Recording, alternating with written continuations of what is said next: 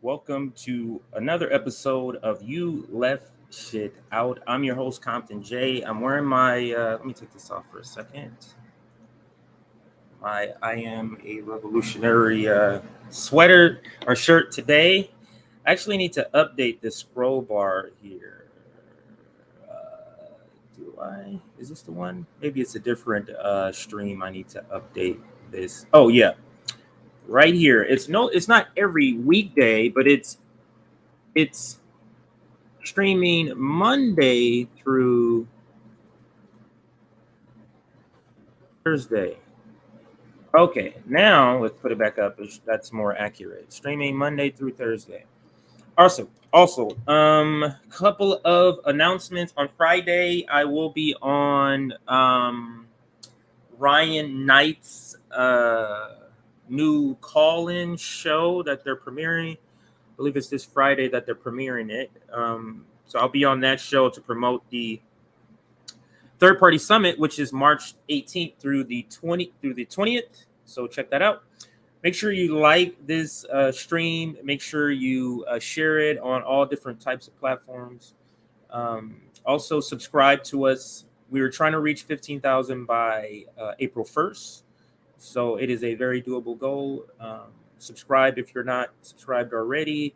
Tell your friends about us. Tell your families about us. So now let's get into today's topic. So when I was looking for things to talk about, I was specifically looking for things outside of the Ukraine because, that's what everybody's talking about. It's been kind of the topic of discussion for several days, or actually weeks.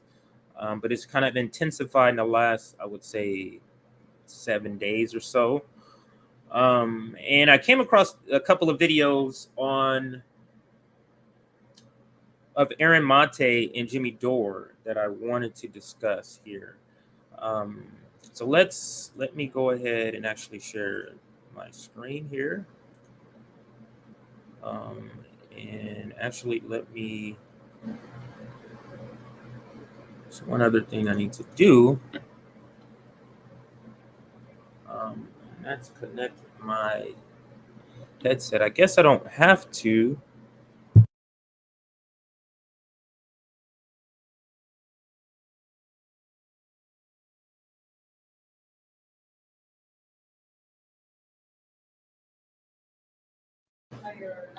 Yeah, sorry. So I'm going to get my Bluetooth headset so we can get going here. But what I'm going to do is share my screen, and we're going to talk about this first video. Actually, I could pick any one of these to start with. But let's go back to the first video. We'll just go in order. Thank you, sweetheart. Now, oops. Let's see if it's connected here. Yeah. All right. So now, let's go ahead and a videotape has surfaced of Joe. Show this here. All right. So let me set this up the right way.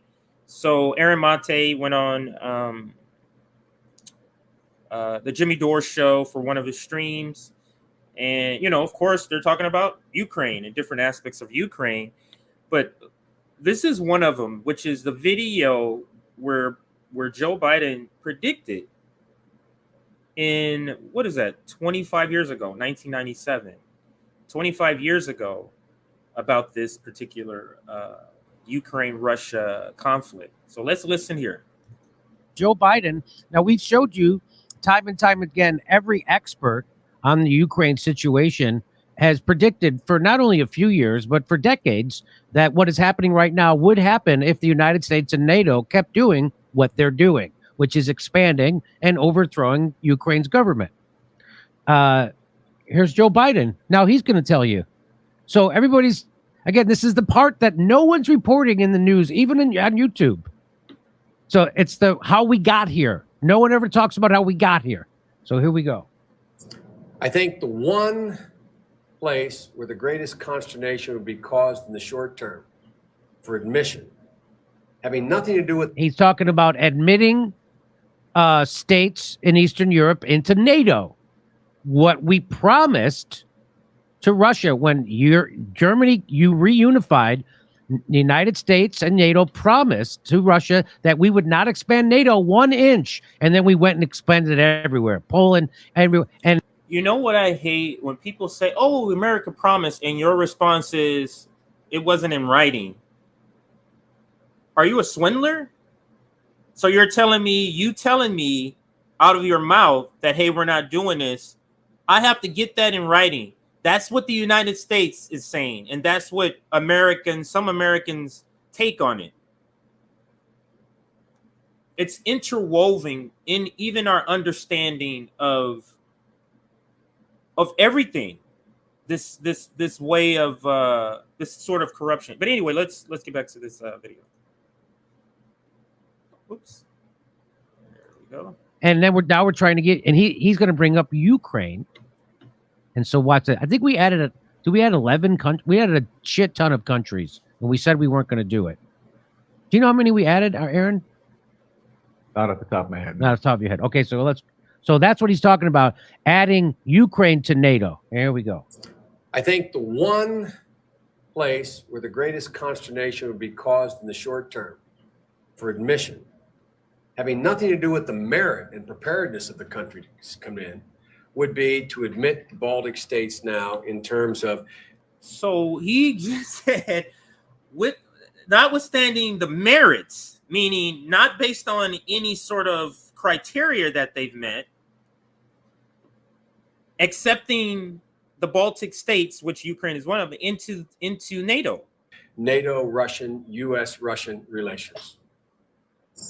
And if there was ever anything that was going to tip the balance, were it to be tipped in terms of a vigorous and hostile reaction, I don't mean military. That's us. That's him talking about instigating something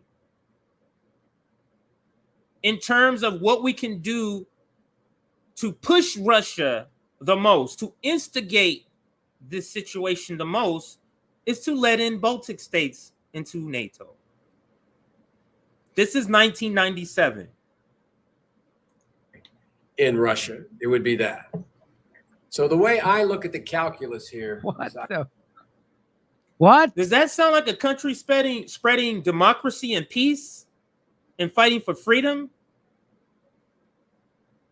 You're strategizing on how to instigate military reaction from Russia. Now, this is the same. Now, this same person who's saying this is now the president.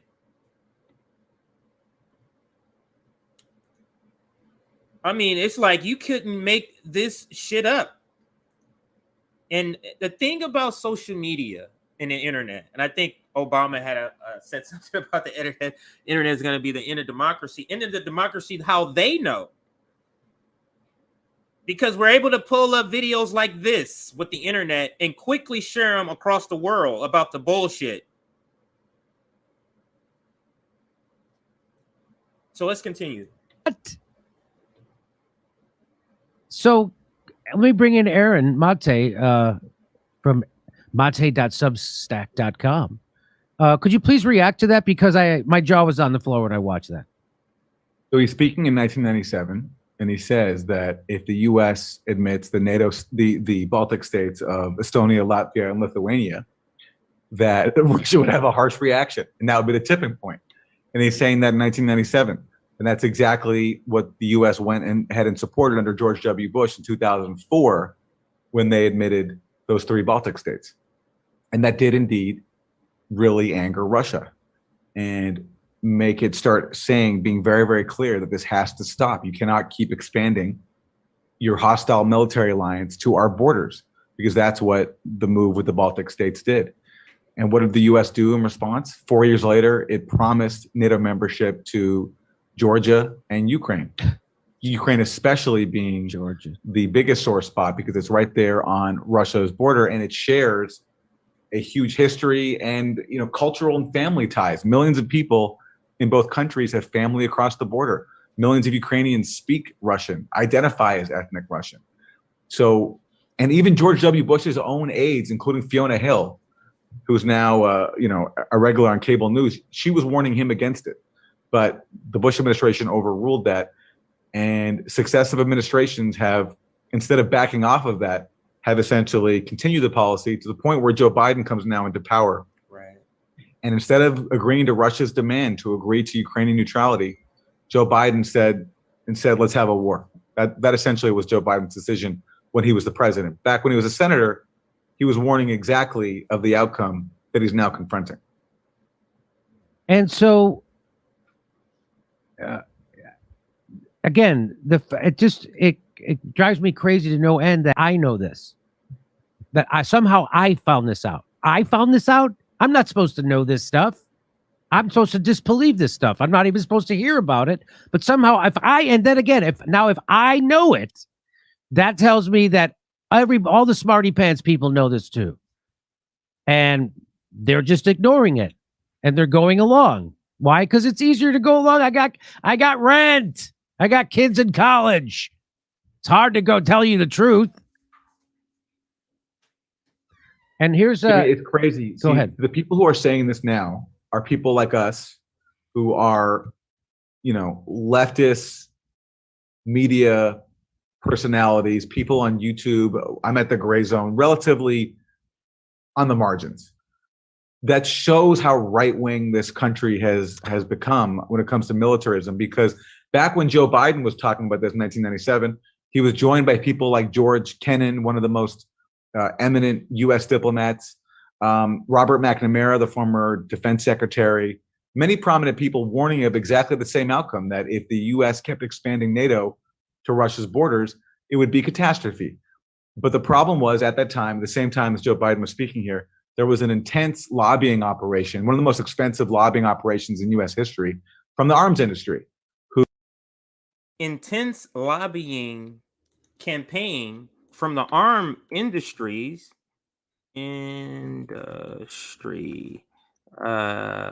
lobby 7. I just want to see if there's anything articles. Wow. First thing that comes up. Let me share this, and then we'll come back to this. You just cannot make this up.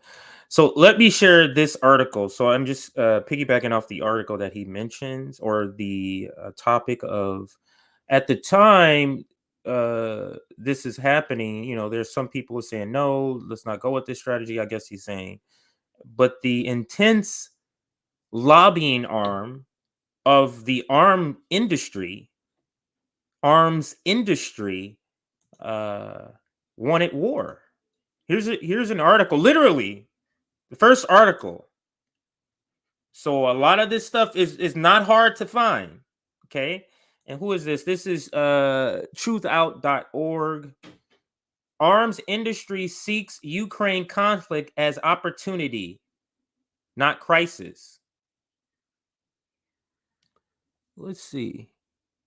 Actually,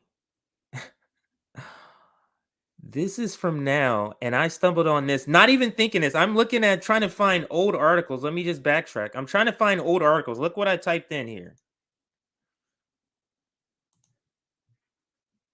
Specifically looking for older articles. And here goes one here. I'll click on this next.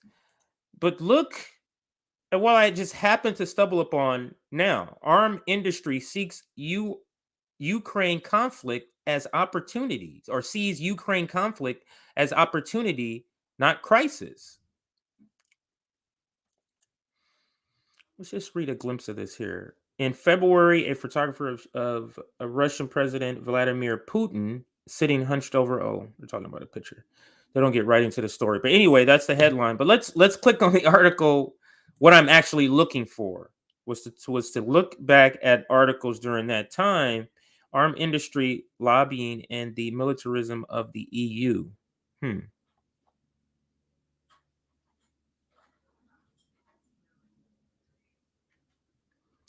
Wow. Just very, very, very interesting. Anyway, let's get back to the article. But you can see a bunch of these articles here talking about the arms industry lobbying. Wow. So let's get back to the video here and continue with Aaron and Jimmy. who stood to make billions of dollars if the U.S. would expand NATO, because it would open up all these new weapons markets. And that's who won out. And even though William Burns, who's the current director of the CIA, back when he was the ambassador to Russia under Bush, he wrote a cable put up by Wiki. I mean, think about that. Does that not prove that the military-industrial complex needs to be abolished? Where they're looking to expand NATO, not as some sort of defense, not as some sort of spreading democracy or freedom. They're looking at it because then it opens up more markets to sell arms, military equipment. And guess when more countries are added to NATO, guess who gets first dibs on selling that newly added country to NATO arms? The United States. So essentially, we're expanding NATO. We're doing these conflicts to drum up a reason to sell military equipment. The military-industrial complex, the fossil fuel industry, and big pharma are what's killing the planet and all of us. It is no value in human life that you're just making up conflicts so that you're able to sell military equipment. Think about that.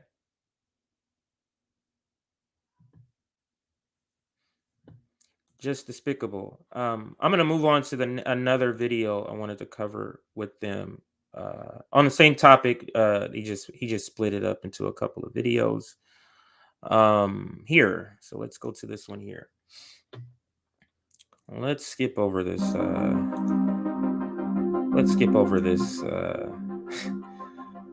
Ad in just a second here. There we go.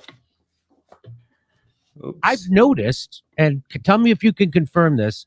It seems to me, Aaron, that the West, meaning Zelensky and Joe Biden and NATO, they don't really want to negotiate yet.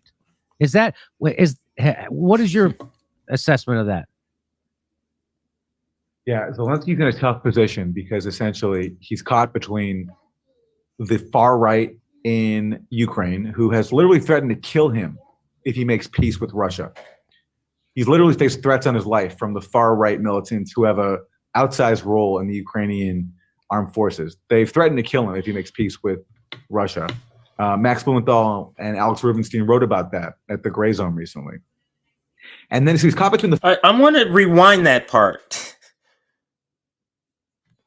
So the president of Ukraine, Aaron Monte, is saying is being threatened that he's going to be killed if he stops, if he gives in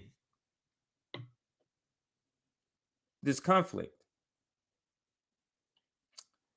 So let's listen to that part again. Max Blumenthal and Alex Rubinstein wrote about that at the Gray Zone recently. And then he's caught...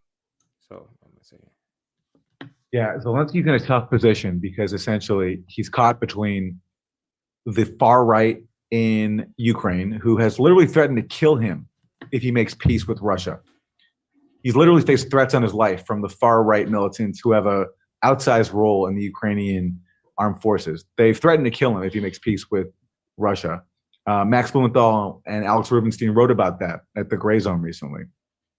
And then he's caught between the far right, and then he has the Washington, which has not stepped in to basically help him out, to say, look, we're going to help you stand up to this far right fascist threatening your life if you make peace with the Russian-backed rebels in the east. So the U.S. has essentially sided with the far right inside Ukraine. So Zelensky's in a tough spot, and he's chosen basically to follow the orders of Washington. And so far, I agree with you. Those appear to be not seriously negotiating, to the point where, Jim, I don't know if you caught this, but a member of the Ukrainian negotiating team was assassinated by the Ukrainian intelligence. Yes.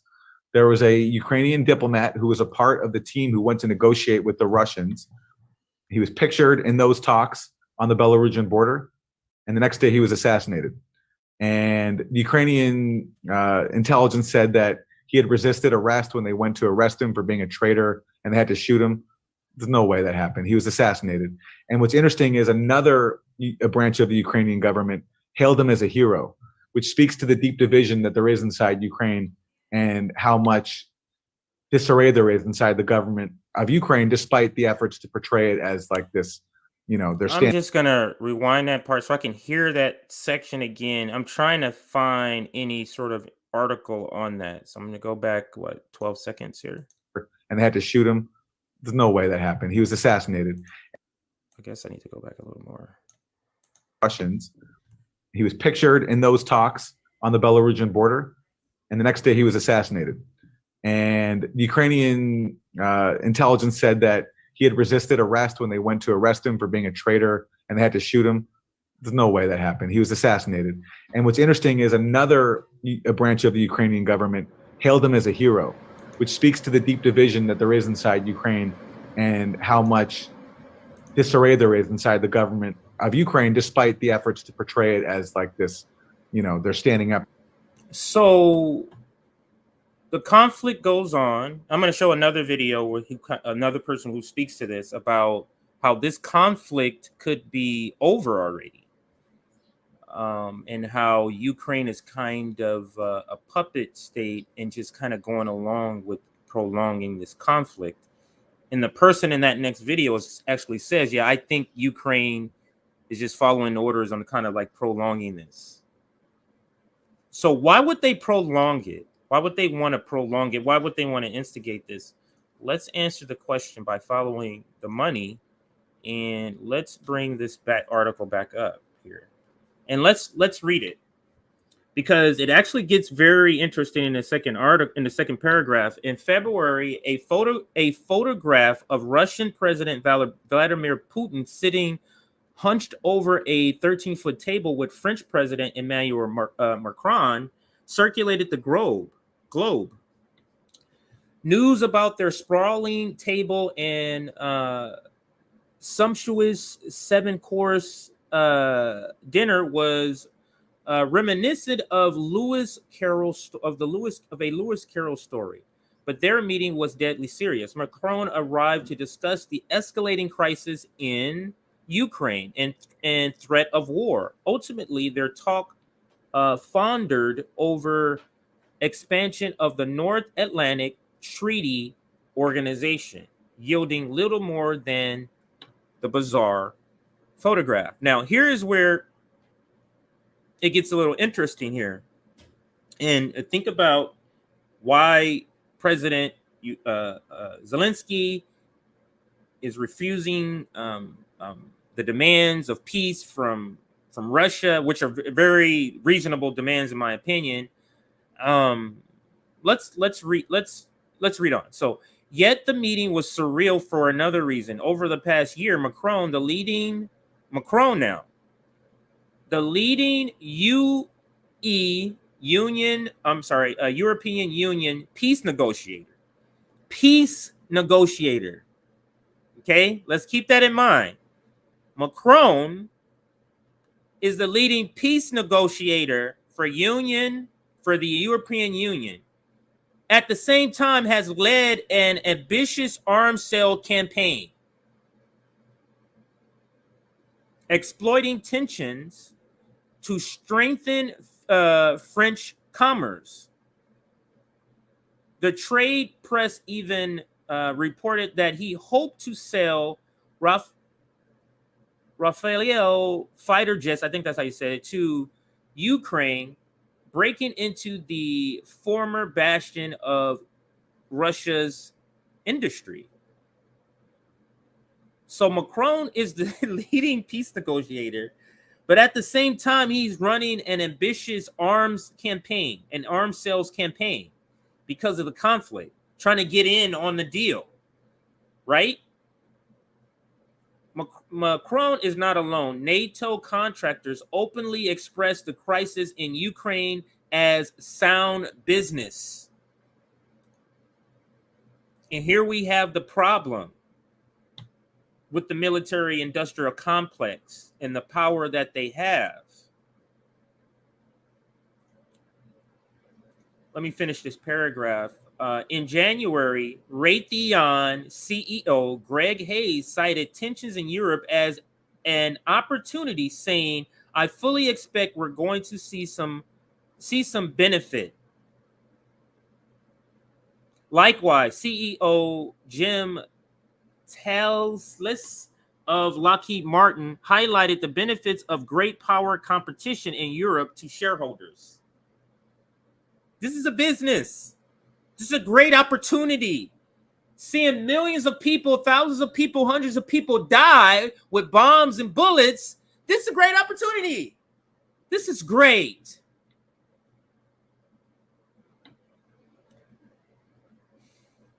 Let me read this part again.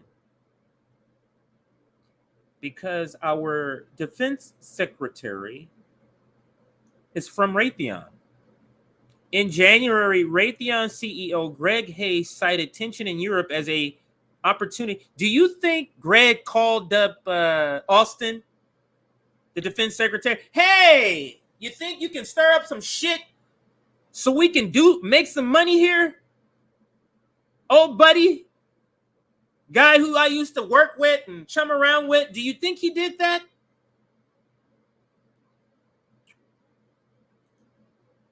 It's terrible what regular people, regular humans are going through because of the war games of these idiots that run our countries.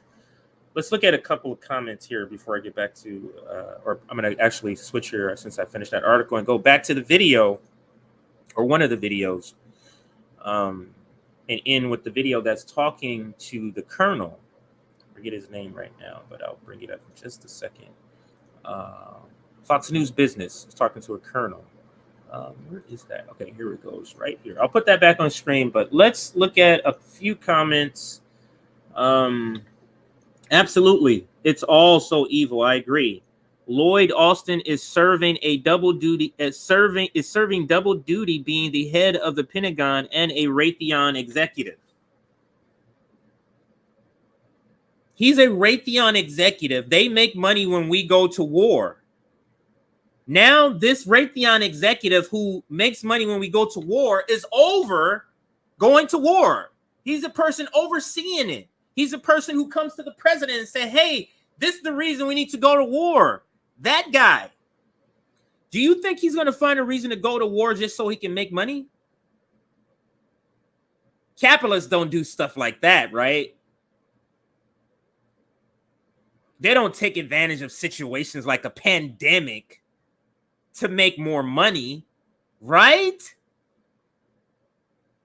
Because that would be unpatriotic. That would be inhuman. Unhuman is a better word to me. Let's continue with a couple of more comments here. Absolutely. It is also evil.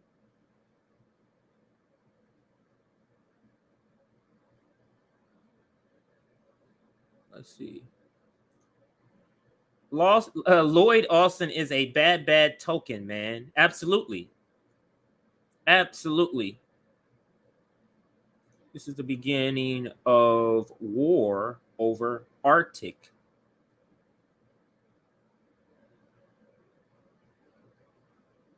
Let's see some other comments.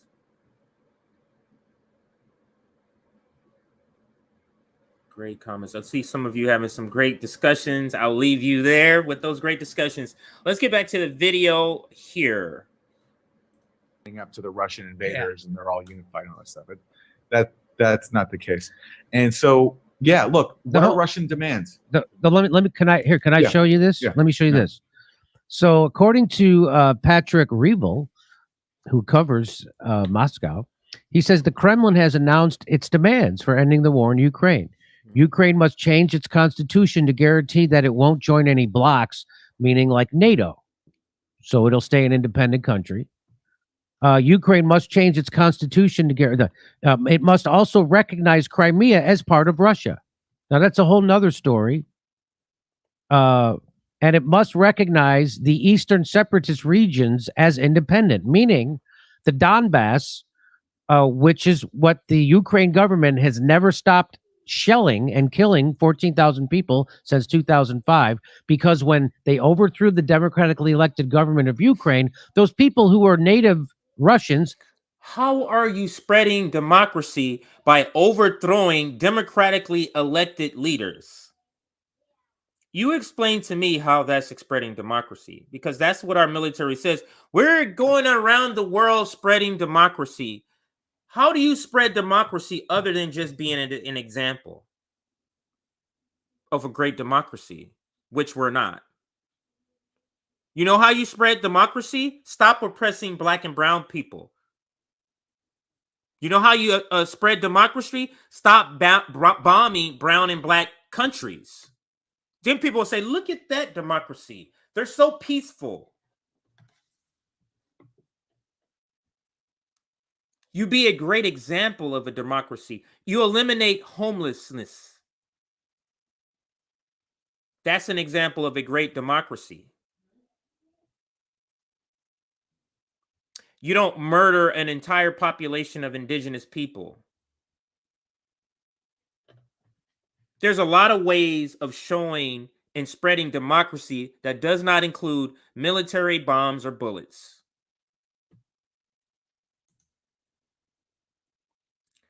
People, I mean, is there people who believe that this war is about spreading democracy? I just don't understand how you still believe this. But anyway, back to the video.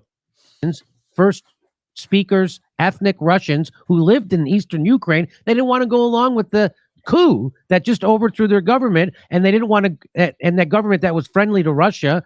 And now we're installing a coup which is now friendly to the European Union. They didn't want to go along with that. So there was supposed to be a deal already in place called the Minsk agreements, where Ukraine government agreed to stop shelling those people in eastern Ukraine. Well, they didn't.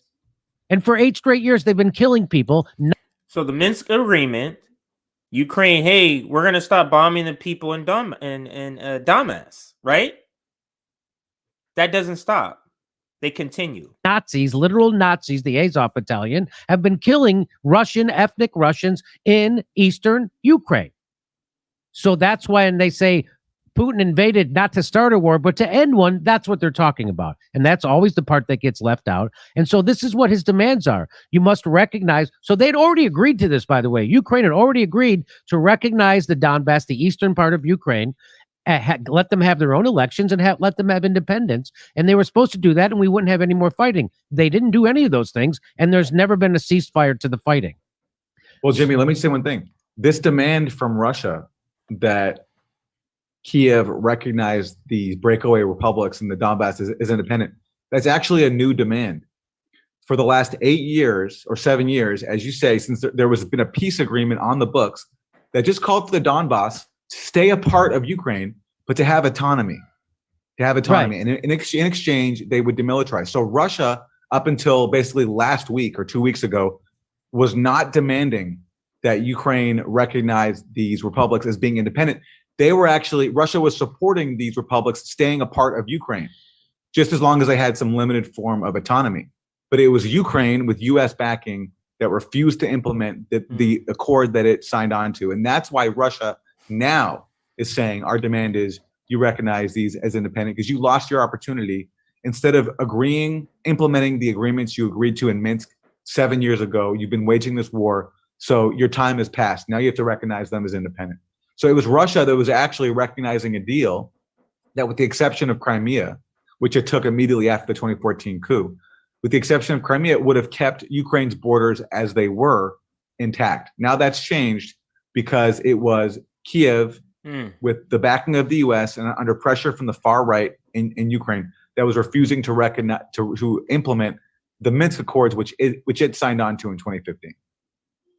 So here's what Danny Haiphong has to say about it. He said, Zelensky, who's the president of Ukraine, Zelensky is once again demonstrating that he's a puppet of the United States and NATO by rejecting Russia's demands for neutrality and demilitarization. These were expressed well before the intervention, and there's no reason to believe Russia wouldn't cease hostilities if they were met.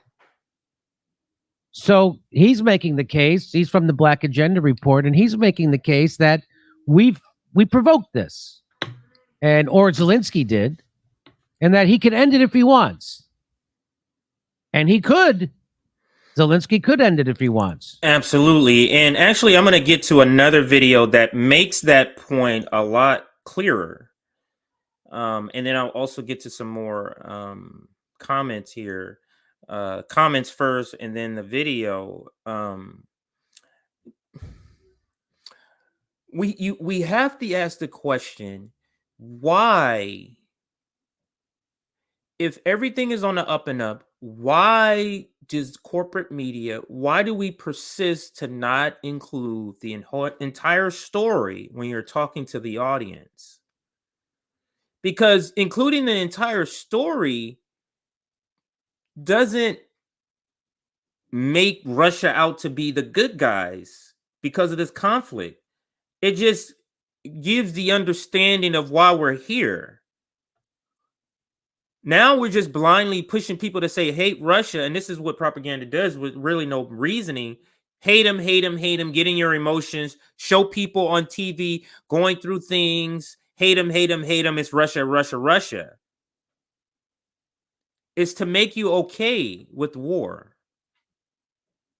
It's the same sort of strategy they did with black people. You criminalize them and then make you okay with the oppression of black people. So let's go to this third video. I think this is the last video here. Yeah, this third video here, and I'll share my screen. There goes another commercial.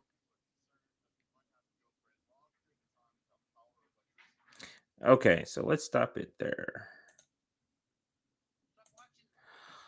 So I did catch this before I saw this on Jimmy Dore, but I do want to play it from this video. I did see this on something else before I saw it on the Jimmy. Oh, I thought I was sharing already.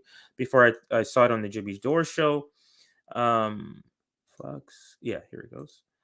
But let's watch. I'm sure a lot of you have already seen this video. Watching this. So this is Fox Business, and this is a colonel from the United States military, and he's going to make a gaffe. And what is the gaffe? He's going to tell the truth. And this guy doesn't know what to do because he's going to tell them the truth about Ukraine right now. And watch this. The first 5 days, Russian forces, I think, frankly, were too gentle.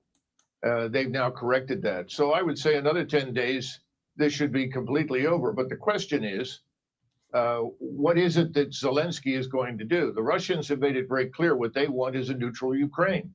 This could have ended days ago if he accepted that. And then they can adjust. So there's a colonel from the United States. So he's saying this could have ended. This conflict could have ended days ago if Ukraine just agreed to be neutral, demilitarized. And they're refusing to do that. Why? Would be the question. It's military saying this could have been over a long time ago if Zelensky would have just agreed to keep his country neutral. Won't do it. Here we go. Borders, but the eastern part of Ukraine is firmly in Russian hands. But again, the Russians are not seizing territory. They're destroying Ukrainian forces. That's their focus. Colonel, it sounds like you don't approve of Zelensky's stand. Oh, I think Zelensky is a puppet. And he is putting huge numbers of his own population at unnecessary. Why wouldn't Zelensky be a puppet? He's an actor with no background in politics. Why wouldn't he be a puppet? So countries are just electing actors with no background in politics. Ronald Reagan was elected, but he had served as governor.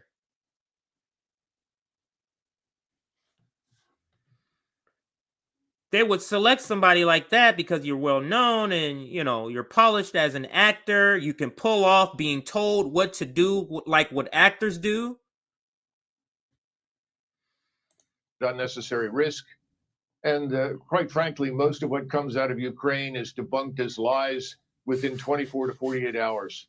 The notions of taking and retaking. You see his reaction like, wait a minute. You are part of the military industrial complex, and this is not sounding like it's supposed to. You brought him on as the expert. So you should be saying, oh, okay, now I understand. But instead, you want to push back? of his own population at unnecessary risk.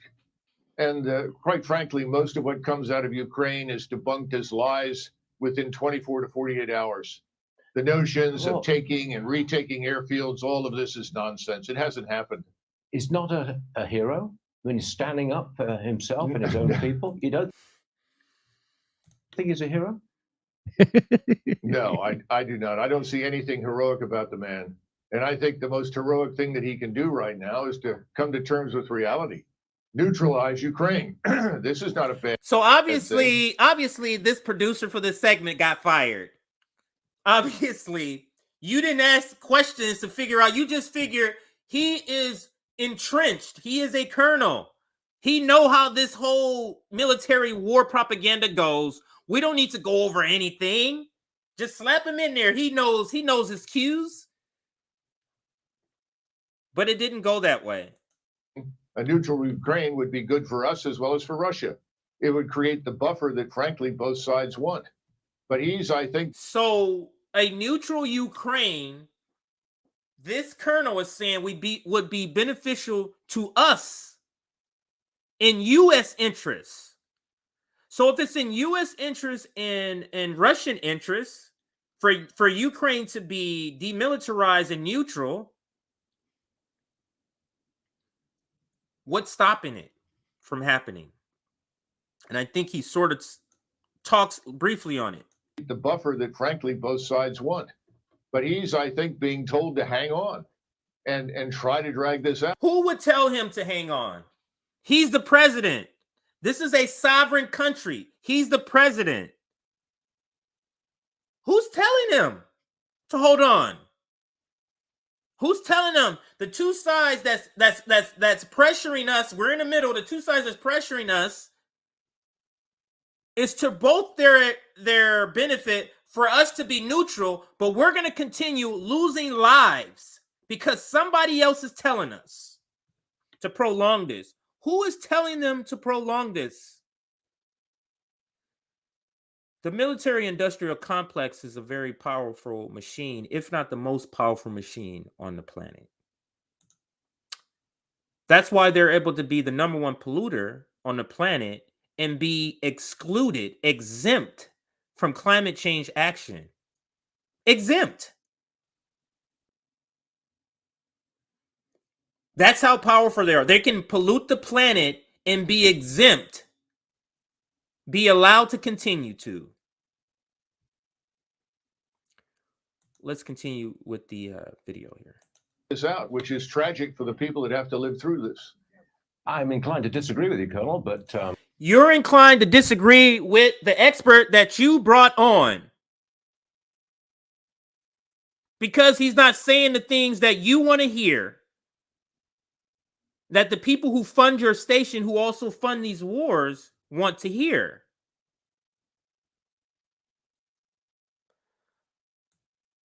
Go back a few seconds here. It would create the buffer that, frankly, both sides want. But I think, being told to hang on and try to drag this out, which is tragic for the people that have to live through this. I'm inclined to disagree with you, Colonel, but what can I do? I can't say I agree with you. I'm getting paid by the people who are profiting off this war. So thank you very much. Appreciate it, Colonel. So there's a colonel telling you that Zelensky's a puppet. Is that guy a lefty? Is this guy a lefty? The colonel is he some crazy Putin puppet? Is that who that guy is? Is that guy being paid by the Russians? The guy on Fox Business who's from the military? Aaron, would you like to react to that? I think it was funny watching that guy Barney. Well, I can't believe you're telling the truth like this. What do you think this is? Tucker Carlson show? Asshole. We're at frickin' Fox Business. Go ahead, Aaron, go ahead and react to that clip. Well, so the colonel speaking there his name is Doug McGregor, and I interviewed him back in early January, and he said that Russia was going to invade when people like me were very skeptical of that. So he called it very accurately. And what he was saying was that Russia is not going to compromise on this core security concern. And that's the security concern that we've been ignoring for decades now. And, look, Jimmy, in response to this argument, people will say, well, why can't Ukraine join a military alliance. Everyone should have the right to join any military alliance that they want, right? Okay. And in theory, that's true. But the problem is we live in the real world where countries have spheres of influence, and they also have their own legitimate security interests too. And just imagine how the U.S. would react if Russia in Mexico Yes. backed a coup, started sending billions of dollars worth of weapons to fight a proxy war against U.S.-backed forces with the aim of bleeding the U.S., and then tried to bring Mexico into a hostile military alliance. The U.S. would have bombed and nuked Mexico a long time ago. They would never would have allowed it. So we live in the real world, and this. It's white supremacy to say we can do it, and yeah, we would do that, but you can't. That's the whole concept to me. Everything comes from, every ideology, every stance comes from that, stems from, I am white and I am superior. We are white and we are superior. And this, what Russia is doing, has been predicted for a long time. And the question is it worth trying to bring Ukraine, which is a deeply divided country with many people who identify with Russia and don't want to be a part of NATO, into a hostile military alliance that would, in the event of a war, require the U.S. to come to Ukraine's defense and engage in World War III? It's a recipe for suicide. And so instead of just accepting.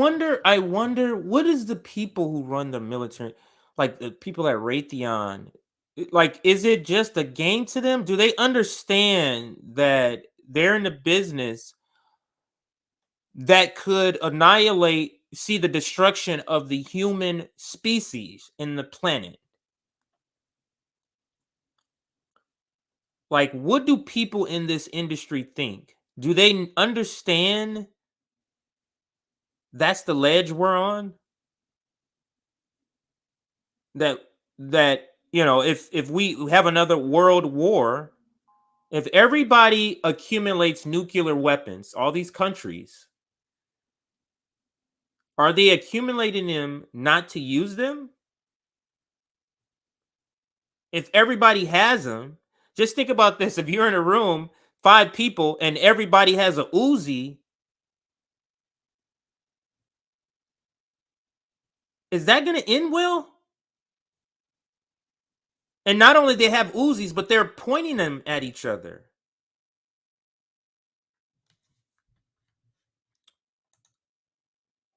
This is not going to end well. The people, the vast majority of humans in the world needs to fight back and take back control from these imperialist powers. You literally have a handful of people running countries, playing war games with our lives, so that a share can go up, so that the stock can go up at Raytheon. They're willing to kill and bomb thousands of people so they can make money.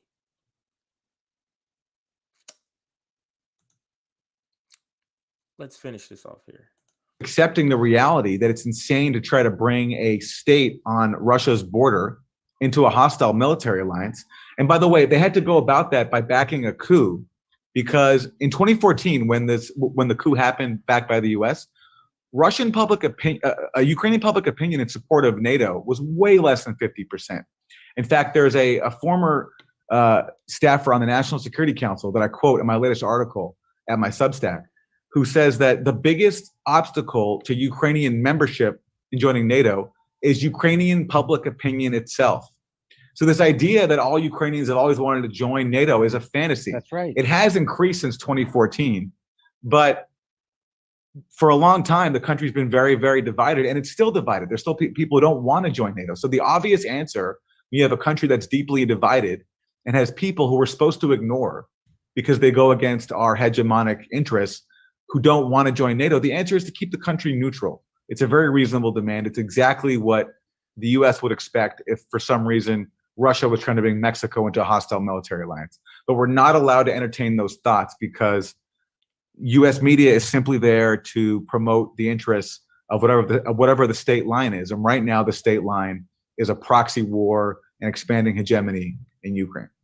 And I just want to back up your point there. Let me buttress that point. To serve the security state and our imperialism. So this is caught by Lalia. Look, you retweeted it. Lalia Ala Arian. She says this framing in the New York, Al-Arian, yeah. This framing of the New York Times of the wars in Afghanistan and Iraq, that resistance to military occupation and air wars is about rejecting democracy, tells me that 20 years later we haven't learned or reckoned with anything. So resisting war is resisting democracy. I'm going to play that part over. I just don't understand, how are these people able to pull this off in the sense that people believe what they're saying? This shit is so ridiculous. But let me share this part. So I finally found, not finally, but I found an article that covers what Aaron mentioned in the previous video, where he said there was a Ukraine negotiator who was assassinated. This is how it's being reported. This is from the Daily Mail. Let me make sure I got the date right on here. This is March 6th. Yeah. Ukraine peace negotiator is shot dead in attempted arrest by Ukraine security service amid claims he was a spy.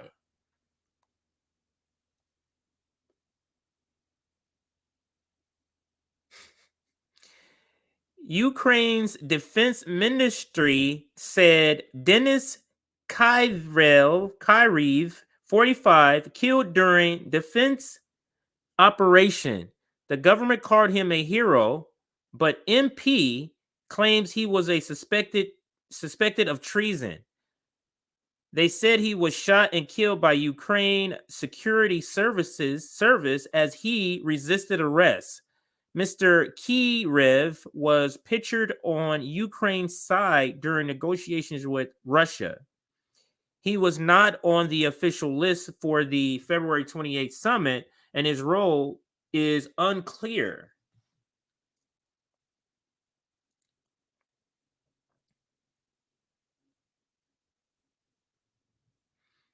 Wow, this is the person. Denis Kyrev. I think that's how you say it. Kireev. 45, shot and killed yesterday after he was reportedly suspected of spying. So if you say he's a spy and he was resisting arrest, guess what? He's a bad guy. So whatever happened to him, we're okay with. It's the same tactic in the United States with black people, black men in particular.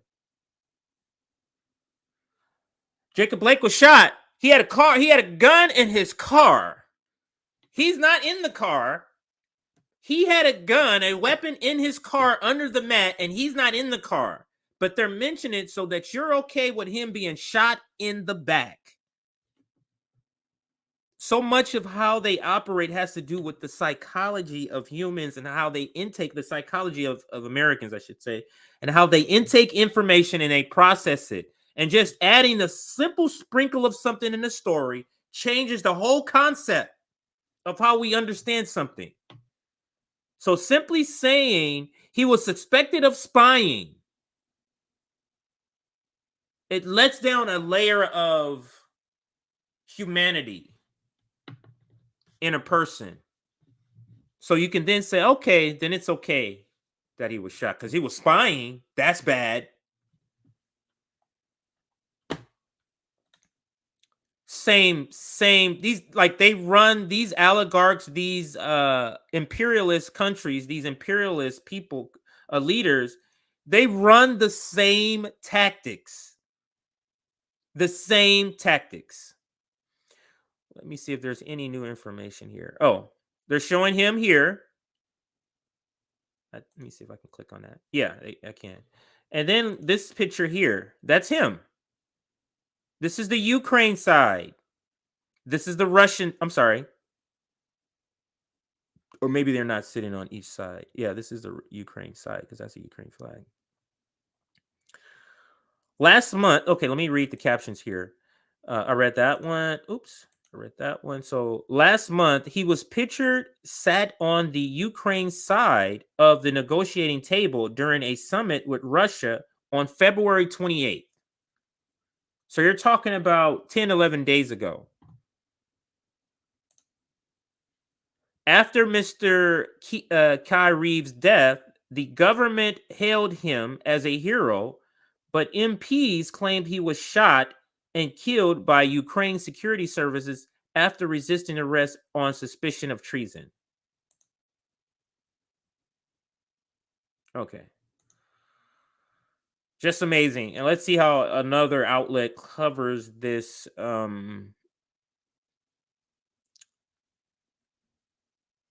Let's go to the Sun. See how they cover it. The Sun. Look at that. So he's a spy.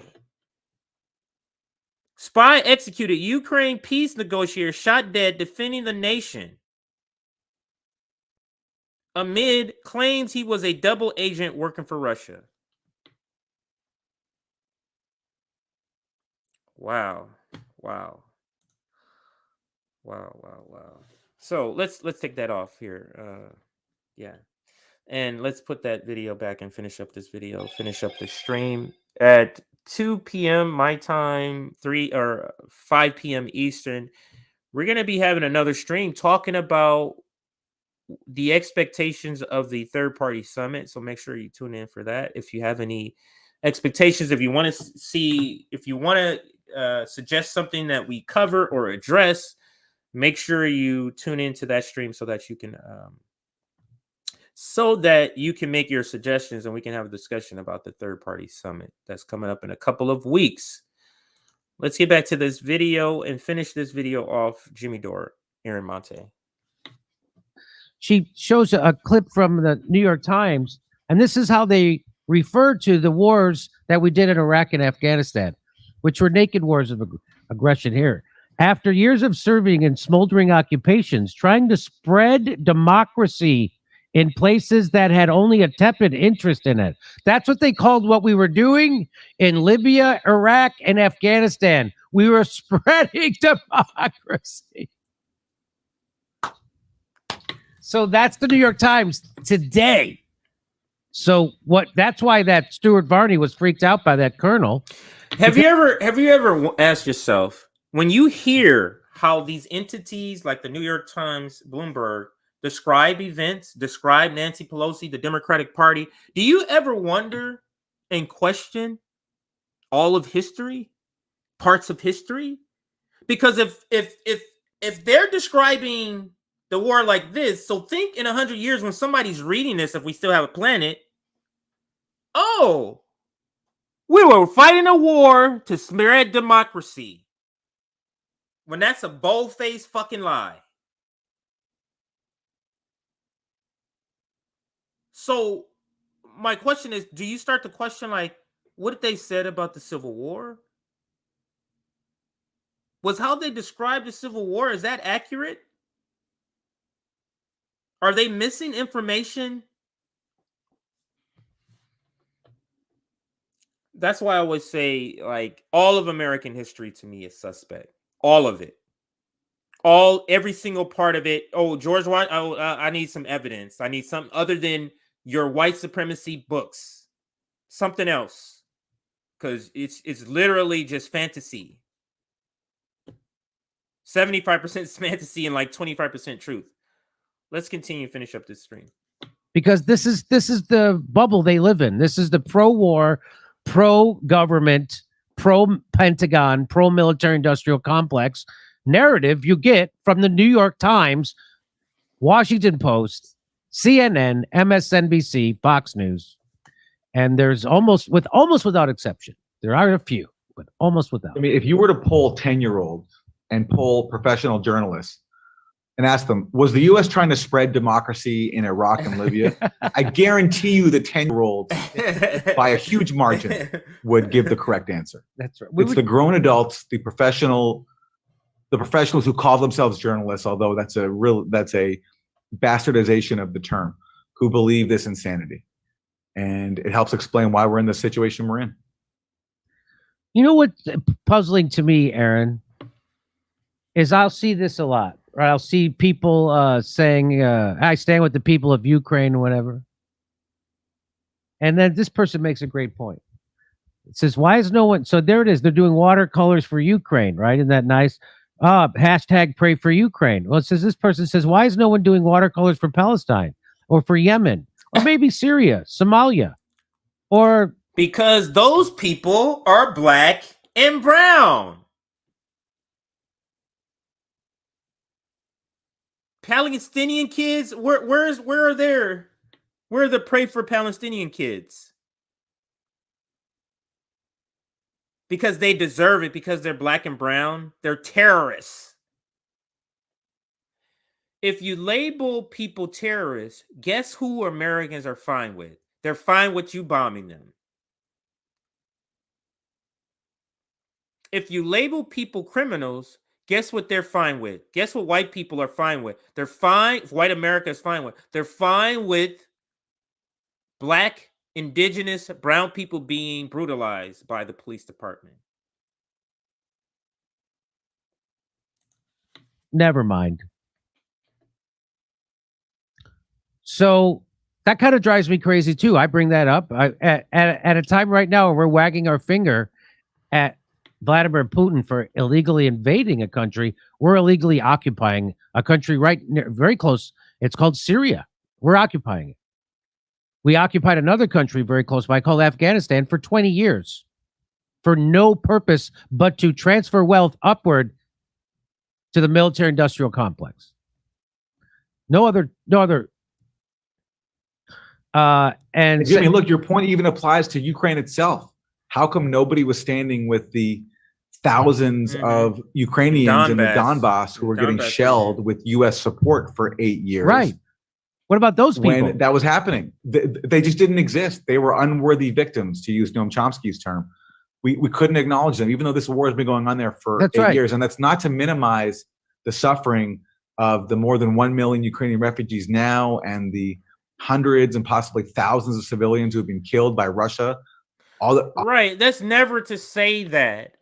If we're bringing up Palestinian kids and the bombings, that's not to say that the people in Ukraine don't deserve anything.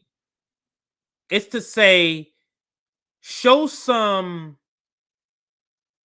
empathy, consistency. Show some intellectual consistency here. Because if it's wrong here, the other part where you didn't speak up is wrong there. I'm going to end the video right there. I think we covered the bulk of Aaron Monte's and Jimmy Dore's take on that. I do see a super chat. I'm sorry, I missed that there. Let's see here. I promise you, CJ, not all of us are fine with it. Some of us are pretty PO'd about the worthy and other worthy victims. Absolutely. I'm not sure if this person is a white person, Firefay 83. But I think it goes without saying that when anytime we're referring to white people are fine with, if you're not one of the white people that are fine with, we're not talking about you, of course. And thank you for the point, though, and it's needed to be said. Be consistent. Yep, CJ, that is correct. It's just about being consistent. And I agree with that. There are two sides to almost everything. There are two sides to it. I mean, there are some things there's not two sides, but I agree with the base point of that. And again, show some consistency. Right. USA brainwashing has everybody thinking that treaties aren't as important as Ukraine being free to join fascist NATO. Right. Like, no talk about the break of the treaties. Why wouldn't we bring that up? Because we break treaties too. Because we break promises too, aka NATO. Yes, so many homeless people in the US. Absolutely. Yes, and I had I think I'll play the video now. I had or we had on the Nick and CJ show, we had Margaret Kimberly on, and she talked about the Ukraine and who actually is running the Ukraine and how it's just pretty much ran by oligarchs and thugs, like literal gangs. I think I have her video right here.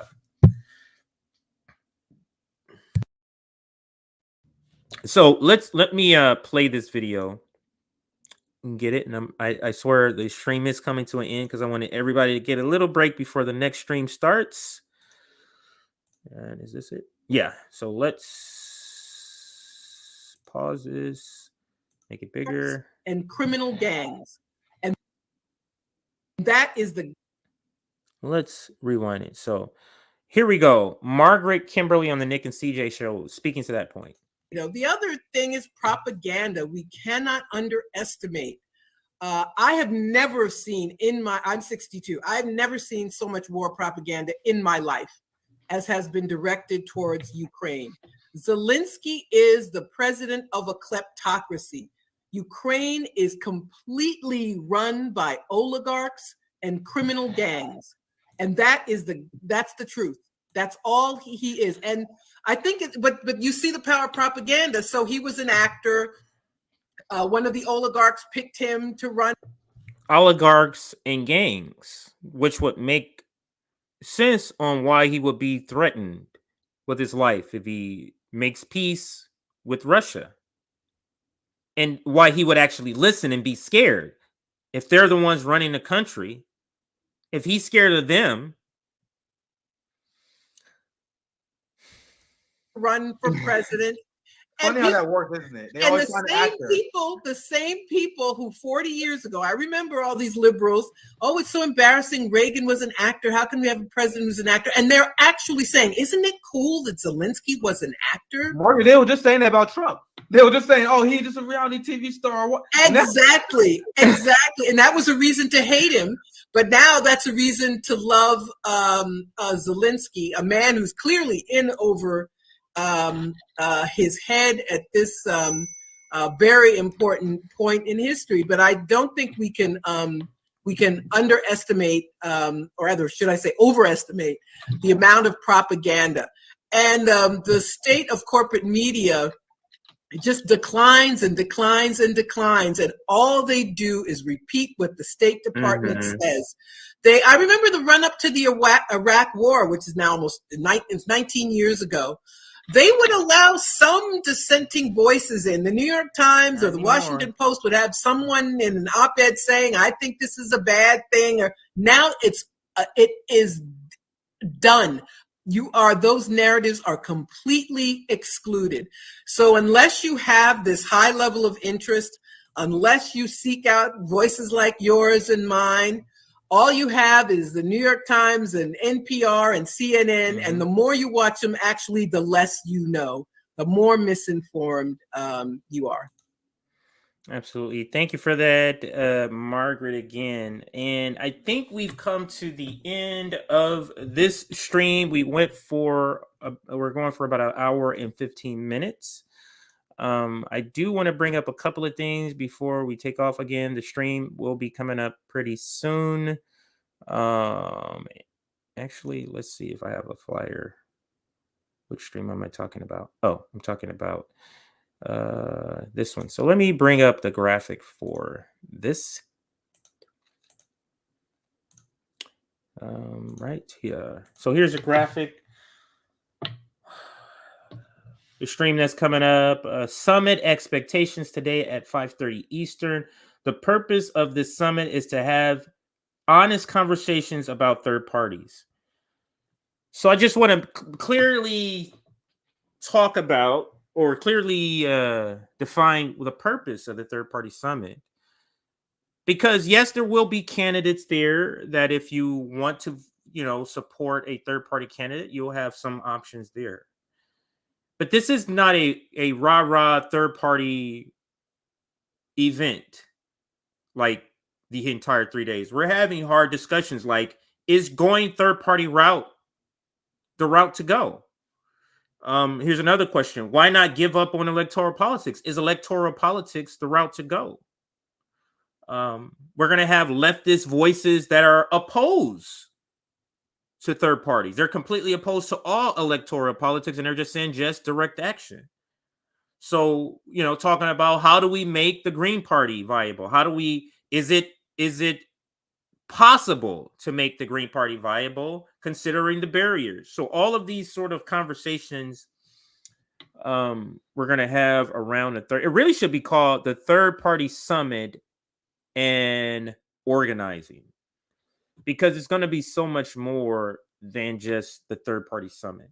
And then you got a couple of people that will be appearing, like Ron Pacone, Breonna Joy Gray will be on, Margaret Kimberly, Ryan Knight, Katie Halper, Tara Reid, Danny Haifeng, Nico House, Frank Analysis, Comrade Misty from, I don't want to say her name or show wrong.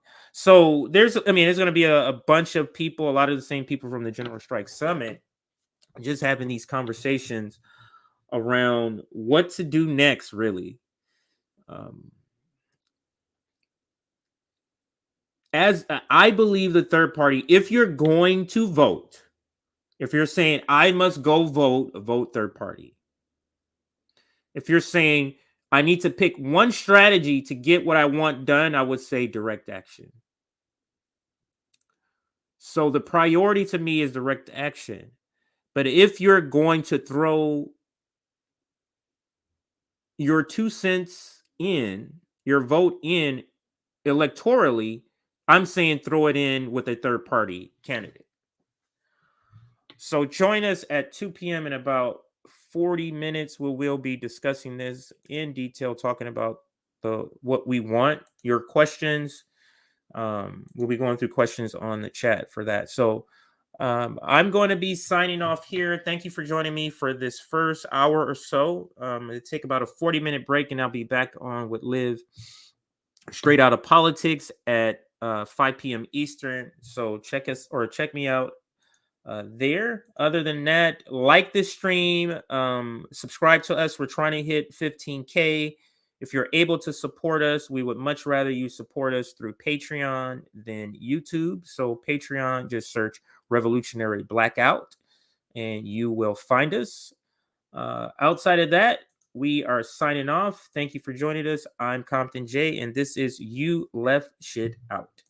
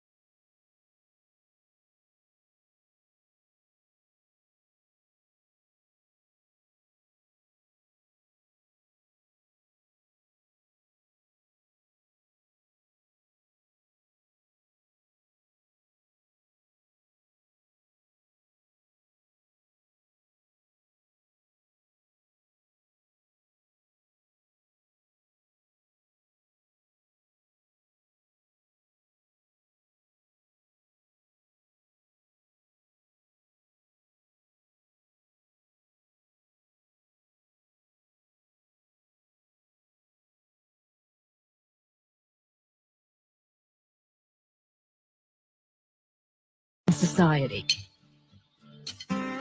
Education was an absolute must because you learned early that the one thing no one could take from you was what was in your head.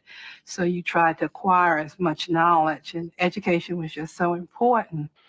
I'm going to tell you, reading the white folks don't tell us to go to school and see to us going to school. If you learn yourself some sense, you got to be just a little notch ahead of them. If you have to lick that for your children, wash your clothes at night if they want them education given. Anybody can be nobody, but everybody can be somebody. In these Southern community schools, students were being taught reading, writing, and arithmetic, and values that in a few years would give a generation of young Black people the skills and the commitment to sustain the greatest social movement of 20th century America. I can remember in high school, teachers saying to you that you're going to learn everything I know about this before you leave my class. You know, and because these teachers were also from the community, they could whoop you. they could do anything your parents did. You know, I mean, you could expect the same treatment that you would get at home. Even with these efforts, Southern Black communities felt they were facing terrible limitations in their ability to educate their children. Black schools and white schools were separate and supposed to be equal, but everyone knew they were not. The school that we went to, we called them tar paper shacks. They were really wooden buildings with tar paper on the outside and a wood stove inside. The stoves had gotten big holes in them. When they made fires in them, the hot coals would jump out. Whoever sat behind the stove, that was your job to get the coals back in so the building wouldn't burn. And at the time, you know, when you flip the coals back in, you think it's funny. But we could see that this was no condition for learning. And we knew that we deserved something better. It was very obvious to us that what we had